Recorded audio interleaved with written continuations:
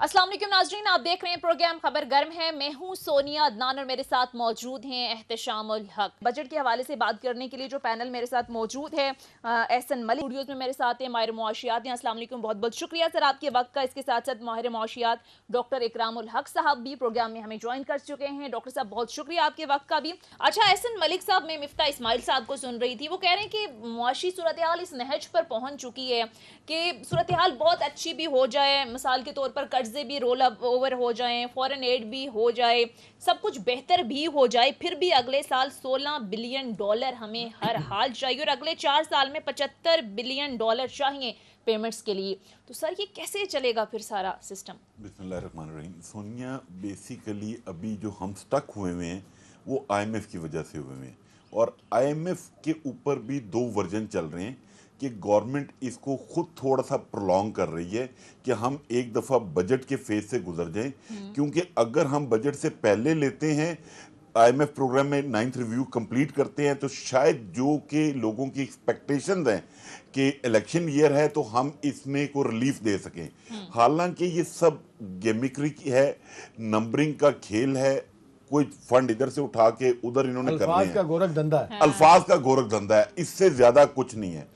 लेकिन मेरी एक रिक्वेस्ट है मुआशी टीम से, सागदार साहब की, कि खुदारा जो आपकी मुआशी टीम है वो जिस तरीके से लेकर चल रही है इसको थोड़ा सा चेंज करें।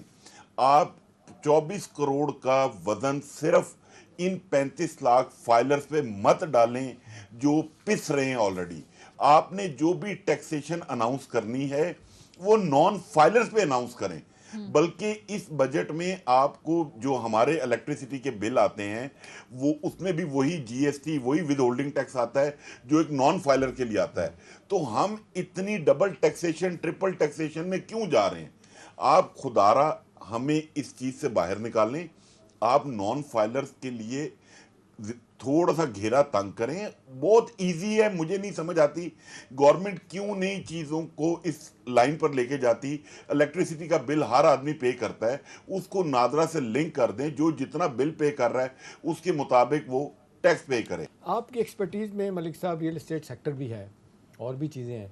अभी कहा जाता है कि जी इनसे प्रॉपर टैक्स नहीं इकट्ठा होता। चलें, टैक्स नहीं इकट्ठा होता, हम 3-3.5 साल से देख रहे हैं कि यह आपका सेक्टर बिल्कुल चौक होकर रह गया है। पहले रेवेन्यू हुकूमत को कुछ मिल जाता था, अब कहते हैं कुछ नहीं मिल रहा, सेल परचेज तो रुक के रह गई है। ये कहाँ गलत काम हो रहा है, कैसे चीज़ें ठीक होगी?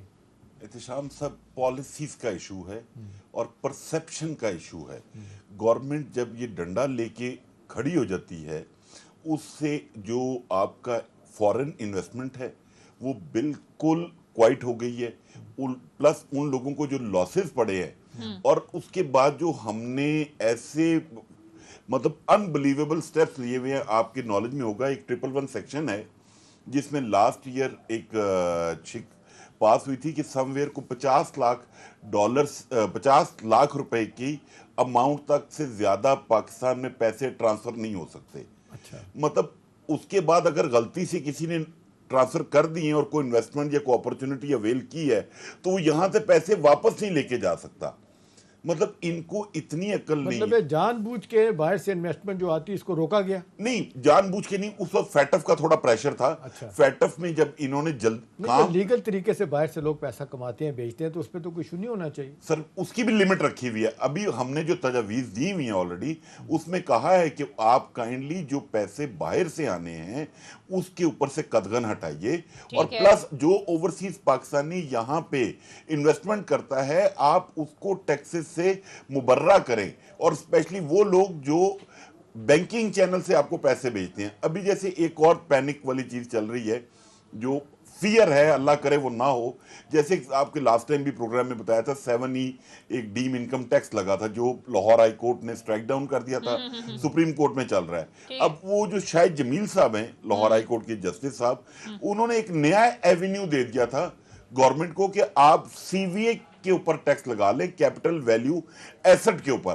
तो अब अगर गवर्नमेंट ने उसको अडॉप्ट कर लिया تو وہ بھی ایک بہت نیگیٹو امپیکٹ ہوگا مارکیٹ میں. ٹھیک ہے, پوائنٹ ٹیکن. لیکن احسن ملک صاحب, اس وقت اوور آل سچویشن یہ ہے کہ روپیہ تنزلی کا شکار ہے, افراط زر آپ دیکھیں اس میں ہر روز اضافہ ہو رہا ہے, بلند شرح سود, اوور آل بے روزگاری, ظاہر ہے ایک معاشی حوالے سے ایک دلدل میں ہم پھنسے ہوئے ہیں. فوری طور پر آپ کو کیا لگتا ہے اس سے نکلنے کے لیے کیا کرنا ہوگا ہمیں؟ میں احتشام صاحب سے اور اکرام صاحب سے ایگری کروں گا. ہمیں سب سے پہلے اپنے ہاؤس کو ان آرڈر کرنے کی ضرورت ہے. وہ کہتے ہیں charity begins from the home. سب سے پہلے آپ نے جو اتنی بڑی کابینہ رکھی ہے اس کا سائز کم کریں, چیزیں لوگوں کو ہوتی بھی نظر آئیں کہ گورنمنٹ کوئی میئرز لے رہی ہے. مطلب ہر روز ایک نیا ایسے ٹو پی ایم انٹروڈیوس ہو جاتا ہے, اس کی مراد وہ سب ہم پے کر رہے ہیں. دوسری بات یہ کہ آج صبح میں ملک بوستان صاحب کو سن رہا تھا ٹی وی پہ, جو پاکستان کرنسی ایکسچینج کے پریزیڈنٹ ہیں یا چیئرمین ہیں, وہ انہوں نے ایک جسٹیفیکیشن دی جو میرے لیے بڑی ان بائیبل تھی کہ یہ جو پیچھے 4-5 دن پہلے ڈالر نے ڈپ لی, اس کے بعد دوبارہ مارکیٹ میں دوبارہ ڈالر کی ڈیمانڈ آئی کہ جی لوگ حج پہ جا رہے ہیں, اس کی بائنگ آئی ہے.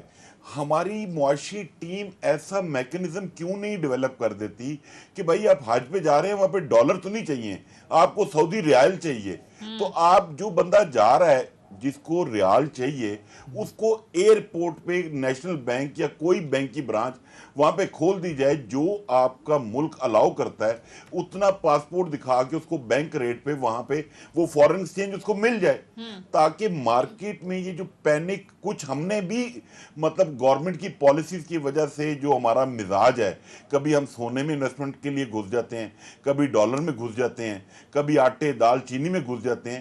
یہ جب تک ایک پراپر معاشی ٹیم نہیں بنے گی, ایک روڈ میپ کے ساتھ ان انٹرپٹڈ پولیٹیکل انٹرونشن نہیں ہوگی, جب تک ختم نہیں ہوگی. یہ بڑا پوائنٹ, یہ بڑا اچھا پوائنٹ. بہت بہت شکریہ. ہمارے معاشیات احسن ملک صاحب, ڈاکٹر اکرام الحق صاحب پروگرام میں ہمارے ساتھ موجود تھے. ناظرین, یہ تھا ہمارا آج کا پروگرام. فیڈ بیک ضرور دیجیے گا. اگلے پروگرام تک اجازت دیجیے. خدا حافظ.